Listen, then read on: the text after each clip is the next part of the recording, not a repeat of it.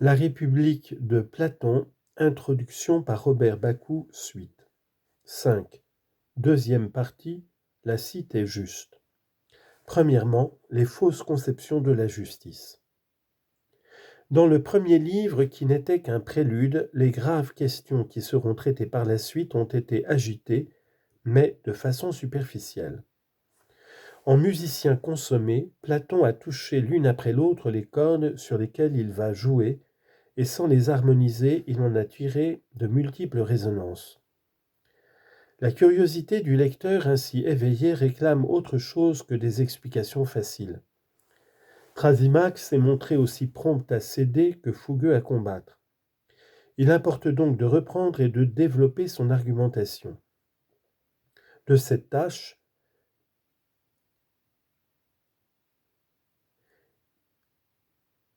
Glaucon et Adimante se chargeront successivement de cette tâche et feront assaut d'éloquence sophistique.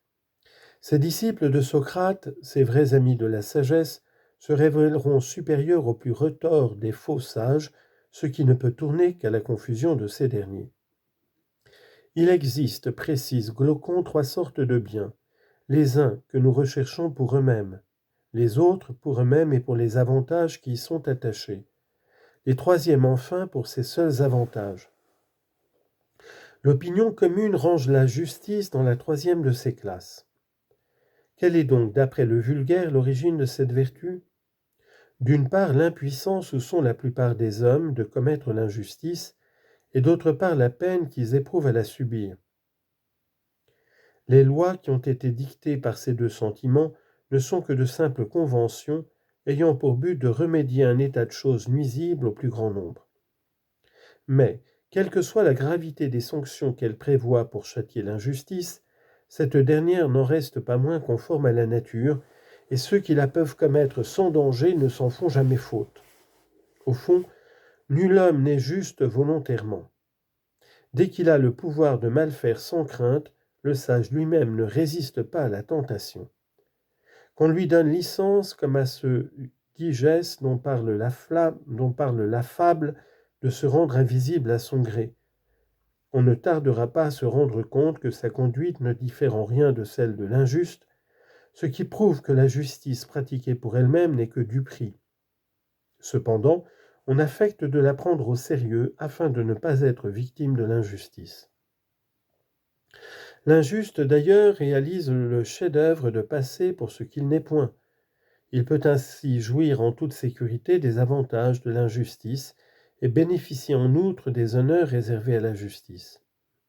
Ces honneurs, l'homme vraiment honnête ne les reçoit pas, car étant juste, il ne se donne pas la peine de le paraître. Considérons-le dans sa perfection même, et nous apercevrons toute l'étendue de son malheur.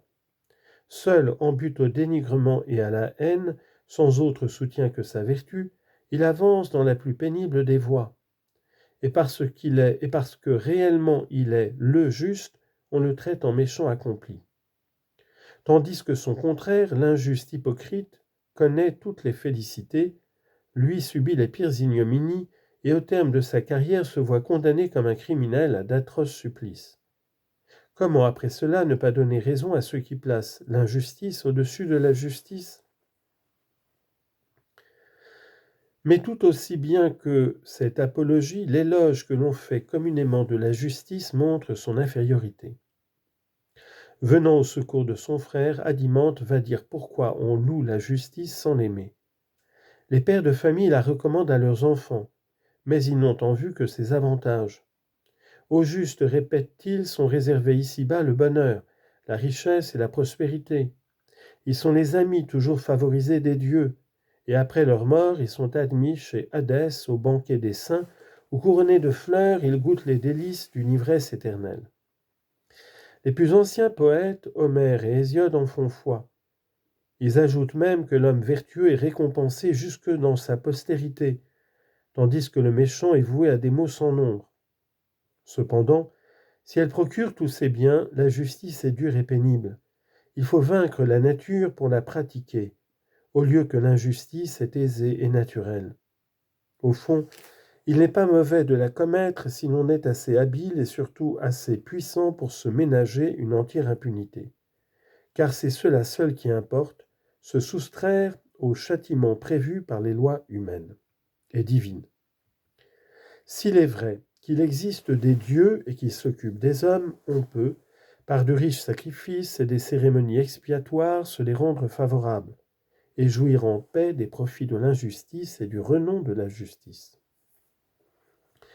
Telles sont les opinions que l'on entend couramment énoncer et qui se parent de l'autorité de la tradition. Pour les combattre, il n'y a qu'un moyen, dépouiller la justice de tous ses avantages, l'examiner dans son essence et montrer qu'elle est en elle-même le plus grand des biens, tandis que l'injustice est le plus grand des maux. L'auditoire attend de Socrate cet examen et cette démonstration. 2. Méthode à suivre pour définir la justice.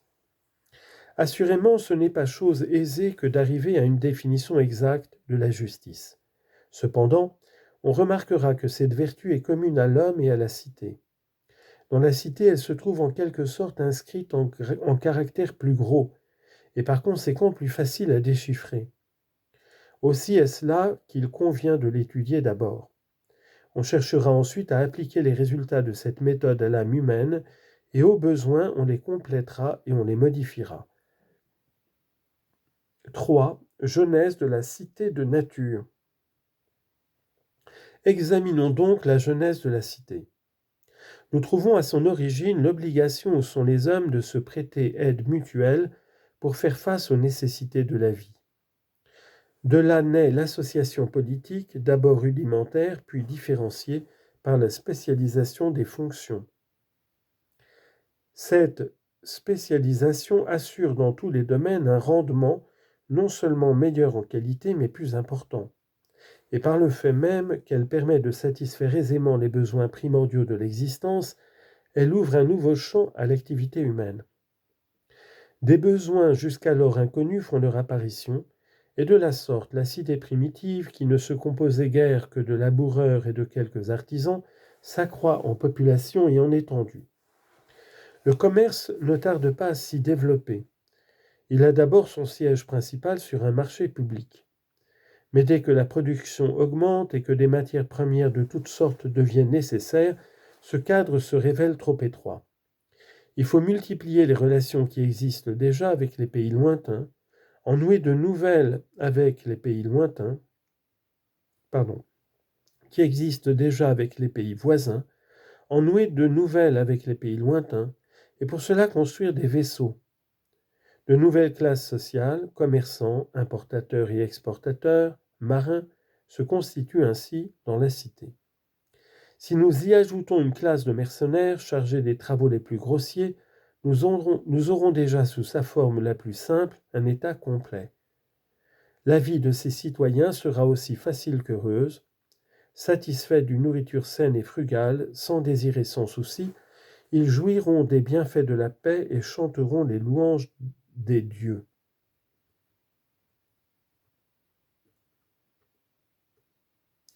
Mais ce tableau de bonheur rustique n'est point du goût de Glaucon. La cité ne peut arrêter là son développement. Il faut y introduire les raffinements, le luxe et les arts, avec leur brillant cortège de peintres, de sculpteurs, de comédiens, de rhapsodes, de danseurs et d'entrepreneurs de théâtre. Toutes les élégances, celles de l'esprit comme celles du corps, doivent s'y épanouir. La population de la cité augmentera donc encore et ses ambitions s'étendront en même temps que sa puissance. Pour les satisfaire, pour accroître son territoire devenu trop étroit, elle aura recours à la guerre. Mais la guerre exige la création d'une nouvelle classe, celle des gardiens. On la recrutera parmi les citoyens doués au point de vue physique, d'agilité et de force, au point de vue moral, de courage et de sagesse. Or, ces deux dernières qualités n'appartiennent qu'aux naturels qui sont à la fois irascibles et philosophes.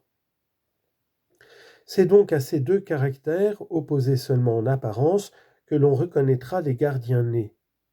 On cultivera leurs dons spirituels par la musique et leurs dons corporels par la gymnastique.